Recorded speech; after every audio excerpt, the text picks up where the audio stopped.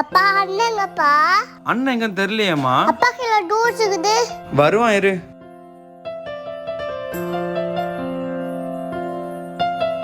பிங்கி. ஐயோ அப்பா பார்த்துட்டாரு. ஜூஸ் குடிச்சிட்டு இருக்க?